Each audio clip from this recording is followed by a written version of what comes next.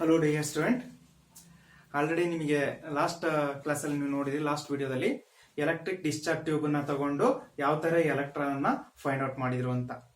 According to J Thomson, negatively charged particles are cathode ray move from cathode to anode.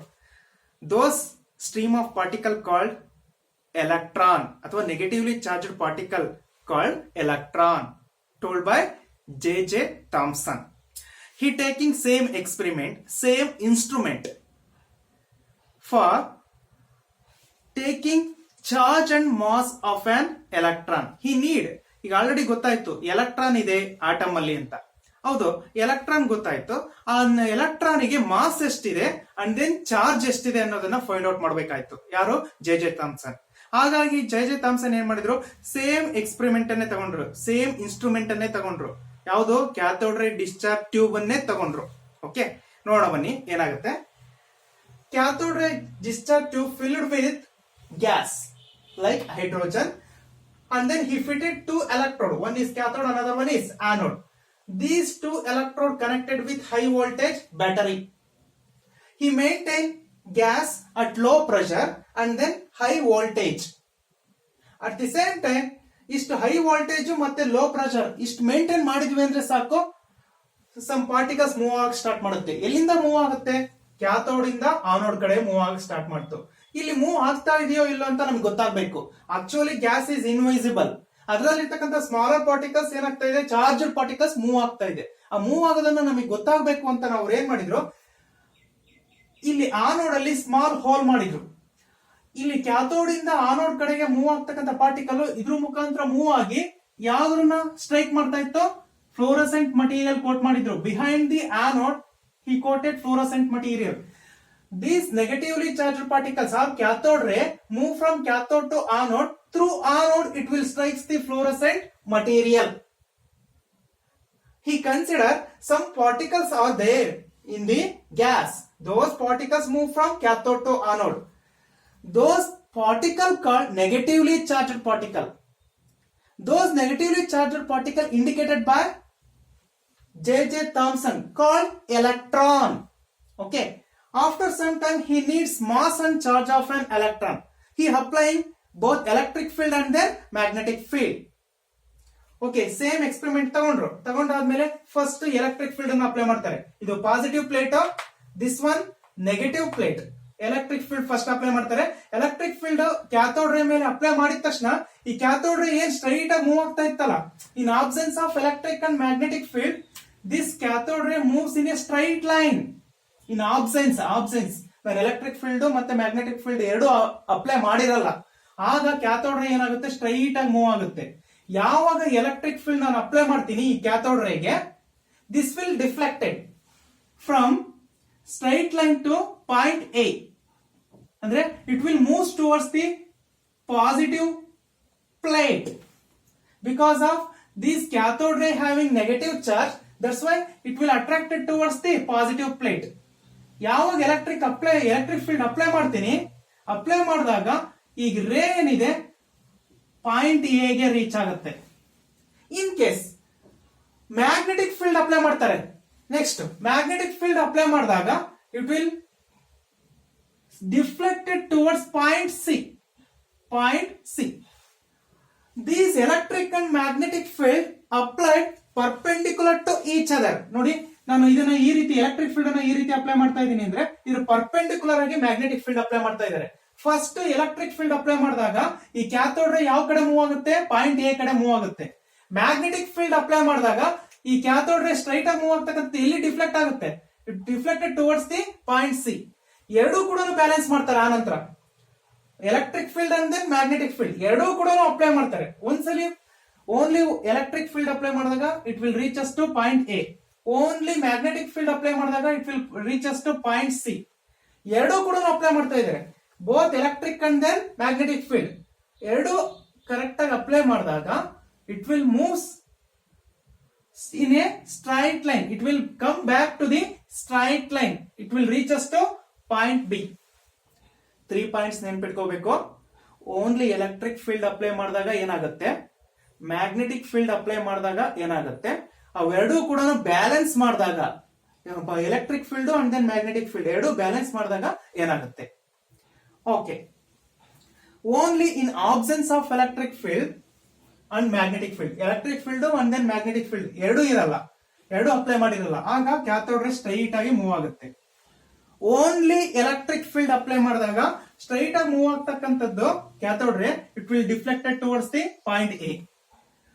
Only magnetic field apply ಮಾಡಿದಾಗ thus cathode ray moves towards point C ಅಥವಾ deflected towards point C.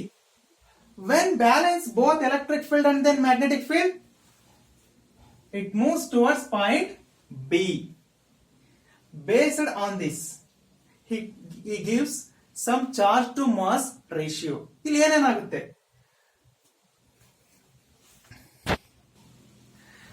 Hello dear student, simple ತಿಳ್ಕೊಳ್ಳಿ. ಇಲ್ಲಿ J Thomson ಒಂದು instrument ತಗೊಂಡ್ರು, ಇಲ್ಲಿ cathode ರೇ discharge tube, ಈ tube ಒಳಗಡೆ ಏನ್ ಫಿಲ್ ಮಾಡಿದ್ದಾರೆ? ಗ್ಯಾಸ್ ಫಿಲ್ ಮಾಡಿದ್ದಾರೆ, ಎರಡು ಎಲೆಕ್ಟ್ರೋಡ್ ಅನ್ನ ಡಿಪ್ ಮಾಡಿದ್ದಾರೆ, ಇದನ್ನ ಹೈ ವೋಲ್ಟೇಜ್ ಅಲ್ಲಿ ಅಪ್ಲೈ ಮಾಡ್ತಾ ಇದ್ದಾರೆ. ಈ ಗ್ಯಾಸ್ ಅನ್ನ ಲೋ ಪ್ರೆಷರ್ ಅಲ್ಲಿ ಮೇಂಟೈನ್ ಮಾಡ್ತಾ ಇದ್ದಾರೆ. ಆಗ ಪಾರ್ಟಿಕಲ್ಸ್ ಏನಾಗ್ತಾ ಇದೆ? ಮೂವ್ ಆಗ್ತಾ ಇದೆ.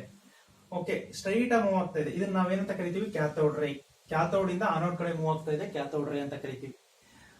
Mass of the electron, charge of the electron find out ಮಾಡೋದಕ್ಕೆ ಎಲೆಕ್ಟ್ರಿಕ್ ಫೀಲ್ಡ್ ಅಪ್ಲೈ ಮಾಡ್ತಾರೆ.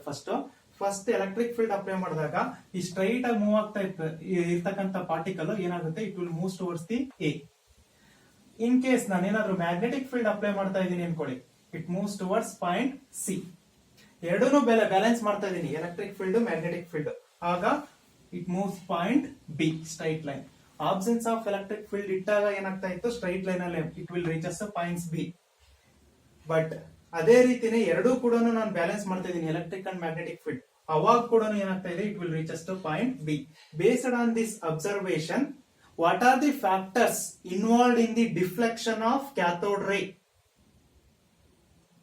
With electric and then magnetic field? ಅಂದ್ರೆ electric field and then magnetic field apply ಮಾಡಿದಾಗ ಈ ಡಿಫ್ಲೆಕ್ಷನ್ ಆಗ್ತಾ ಇದೆ, ಯಾವುದು? ಕ್ಯಾಥೋಡ್ ರೇ. ಆ ಡಿಫ್ಲೆಕ್ಷನ್ ಆಗೋದಕ್ಕೆ ಯಾವ ಫ್ಯಾಕ್ಟರ್ ಇನ್ವಾಲ್ವ್ ಆಗಿದೆ ನೋಡೋಣ ಬನ್ನಿ. Factors. First one, magnitude of the negative charge on the particle.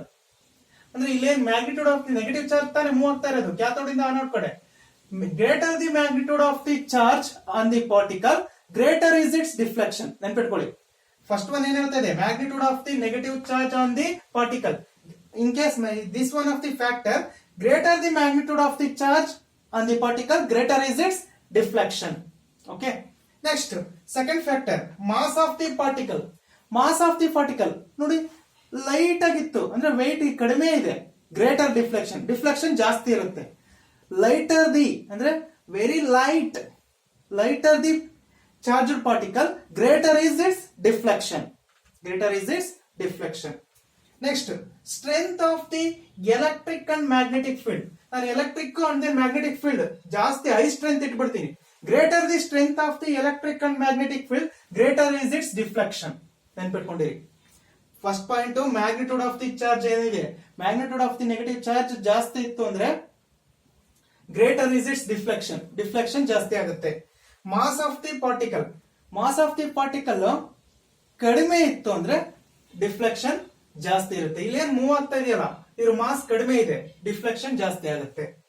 And strength of the electric and magnetic field, ನಾನು electric and magnetic field strength ನ ಜಾಸ್ತಿ ಮಾಡಿದ್ರೆ ಜಾಸ್ತಿ ಡಿಫ್ಲೆಕ್ಷನ್ ಆಗುತ್ತೆ, ಕಡಿಮೆ ಮಾಡಿದ್ರೆ ಕಡಿಮೆ ಡಿಫ್ಲೆಕ್ಷನ್ ಆಗುತ್ತೆ. These are the factors involving in the deflection of cathode ray or charged particle in this experiment. Okay. Based on these observation and factors, Thomson able to determine the particular value charge to mass ratio, charge to mass ratio. ಅಂದ್ರೆ particular exactly absolute charge ನ ಹೇಳಿಲ್ಲ ಅವರು, charge to mass ratio ಎರಡನ್ನು ಇಟ್ಕೊಂಡು ಒಂದು value ಕೊಟ್ರು. Accurate value measure ಮಾಡಾದ್ಮೇಲೆ ಏನು ವ್ಯಾಲ್ಯೂ ಅದು? ಚಾರ್ಜ್ ಟು ಚಾರ್ಜ್, ಇ ಅಂದ್ರೆ charge, to mass ratio, mass of electron, M E ಅಂದ್ರೆ ಮಾಸ್ ಆಫ್ ಎಲೆಕ್ಟ್ರಾನ್, ಇ ಅಂದ್ರೆ charge of electron. Charge to mass ratio is equal to 1.758820 into 10 to the power of 11. C ಅಂದ್ರೆ coulomb per KG. ನೋಡಿ, charge to mass ratio ಅದ ಹೆಂಗ್ ಹೇಳ್ತಾರೆ ಅಂದ್ರೆ charge to mass ratio ಅಂತ ಹೇಳ್ತಾ ಇದ್ದಾರೆ. ಚಾರ್ಜ್ ಯೂನಿಟ್ ಏನಿದೆ? ಎಸ್. ಚಾರ್ಜ್ ಕೂಲಂ